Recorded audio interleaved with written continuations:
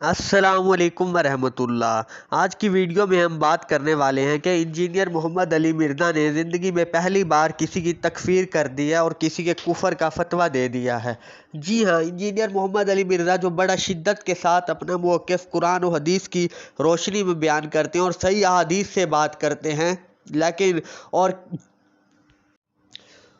اور وہ کسی مسلمان کی تکفیر کو بھی حرام سمجھتے ہیں، اس کو گناہ سمجھتے ہیں اور اس کو جائز نہیں سمجھتے۔ سب جو بھی فرقے ہیں وہ سب کو مسلمان سمجھتے ہیں، مسلمان جانتے ہیں، کسی کی تکفیر کو وہ درست نہیں مانتے۔ لیکن انہوں نے پہلی بار ایک مفتی کی تکفیر کر دیا، انہوں نے اس کو کافر کہہ دیا ہے۔ انجینئر محمد علی مرزا نے اس کو کافر قرار دے دیا ہے۔ جی ہاں، سویڈن میں قرآن جلائے جانے کے واقعے کی سخت شدید الفاظ میں مذمت کرتے ہوئے انجینئر محمد علی مرزا نے اس کو سخت برا فعل مانا اور اس کی بھرپور الفاظ میں مذمت کی۔ اس کے ساتھ ہی ان کا کہنا تھا کہ قرآن کا اصل اور سب سے بڑا گستاخ تو وہ ہے جس نے قرآن کے نام سے اپنی روزی روٹی کمائی ہوئی ہے۔ ان کا کہنا تھا کہ قرآن کا سب سے بڑا گستاخ وہ ہے جو قرآن کے نام پہ چندہ کھاتا ہے۔ اس کا کہنا تھا کہ قرآن کا سب سے بڑا گستاخ وہ ہے جس نے عزت اللہ اور اس کے رسول اور قرآن کے نام پہ اویل کی ہوئی ہے۔ ان کا مزید کہنا تھا کہ قرآن کا اصل گستاخ وہ ہے، اور انہوں نے کہا تھا کہ قرآن کو اس نے جلایا ہوا ہے، فزیکلی نہیں لیکن ویسے اس نے قرآن کو پس پشت ڈال دیا ہے، جو قرآن کے بارے میں یہ کہتا ہے کہ قرآن کو نہ پڑھنا گمراہ ہو جاؤ گے۔ ان کا کہنا تھا کہ اصل گستاخ وہ ہے جو قرآن کے بارے میں کہتا ہے کہ قرآن کو ڈائریکٹ نہ پڑھنا، ترجمے سے نہ پڑھنا ورنہ گمراہ ہو جاؤ گے۔ انہوں نے کہا ایسا شخص کافر ہے، اس کی تکفیر کی۔ انہوں نے کہا کہ یہ کافر ہے جو قرآن کے بارے میں یہ کہتا ہے کہ قرآن کو ڈائریکٹ نہ پڑھنا، تو اس سے گمراہ ہو جاؤ گے۔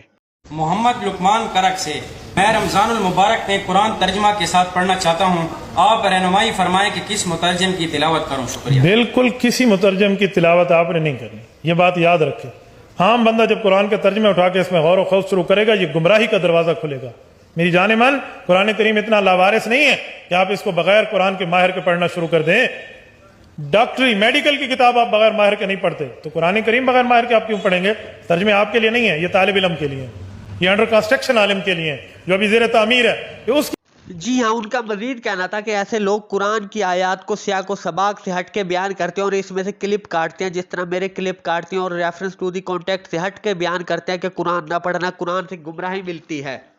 لیکن قرآن میں اللہ تعالیٰ نے واضح فرما دیا، کیونکہ قرآن ہدایت ہے، تمام لوگوں کے لیے ہدایت ہے، تمام دنیا کے لوگوں کے لیے ہدایت ہے، ہدی للناس۔ اور قرآن میں اللہ نے فرما دیا اس کو گمراہی اسی سے ملتی ہے جو فاسق ہے، جس کے لیے گمراہی لکھ جا چکی ہے۔ لیکن قرآن تو ایک نصیحت ہے اس کے لیے جو اس کو سمجھے، اس کو قبول کرے۔ قرآن میں تو بار بار یہ بیان فرمایا۔ ان کا مزید کہنا تھا کہ قرآن جلائے جانے کے واقعے کے بعد غم و غصے کا اظہار کرتے ہوئے کتنے لوگوں نے اس کا عزم کیا کہ آج کے بعد میں قرآن پڑھوں گا، قرآن سمجھوں گا، قرآن پہ عمل کروں گا، قرآن کے مطابق اپنی زندگی گزاروں گا۔ اور کتنے لوگوں نے اس کا عزم ارادہ کیا کہ آج کے بعد کوئی نماز نہیں چھوڑوں گا، 5 ٹائم کی نماز پابندی سے ادا کروں گا۔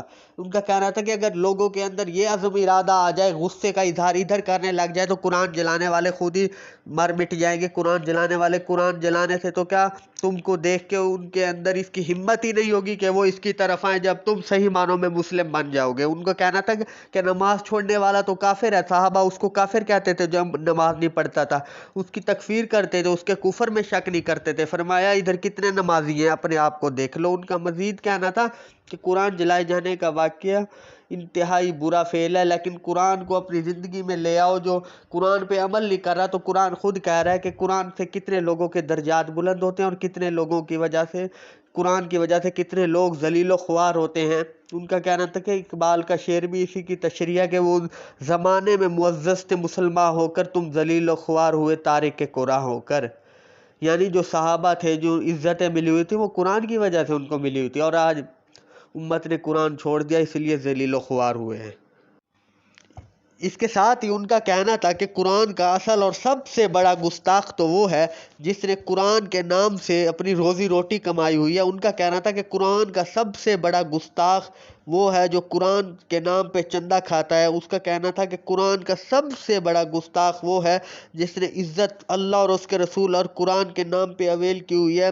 ان کا مزید کہنا تھا کہ قرآن کا اصل گستاخ وہ ہے، اور انہوں نے کہا تھا کہ قرآن کو اس نے جلایا ہوا ہے، فزیکلی نہیں، لیکن ویسے اس نے قرآن کو پس پشت ڈال دیا ہے، جو قرآن کے بارے میں یہ کہتا ہے کہ قرآن کو نہ پڑھنا گمراہ ہو جاؤ گے۔ ان کا کہنا تھا کہ اصل گستاخ وہ ہے جو قرآن کے بارے میں کہتا ہے کہ قرآن کو ڈائریکٹ نہ پڑھنا، ترجمے سے نہ پڑھنا، ورنہ گمراہ ہو جاؤ گے۔ انہوں نے کہا ایسا شخص کافر ہے، اس کی تکفیر کی انہوں نے کہا کہ یہ کافر ہے جو قرآن کے بارے میں یہ کہتا ہے کہ قرآن کو ڈائریکٹ نہ پڑھنا، تو اس سے گمراہ ہو جاؤ گے۔